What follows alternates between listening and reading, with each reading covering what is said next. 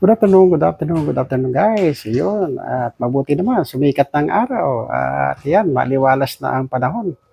Pero yung kaulapan natin guys, ay medyo madilim pa. Pero kitang-kita naman yung sikat na ng araw ngayon. So ito, papakita ko dito yung mga halaman na namin na sobrang laguna ng mga dahon. So need nang i-trim siguro to. So yan guys, ito.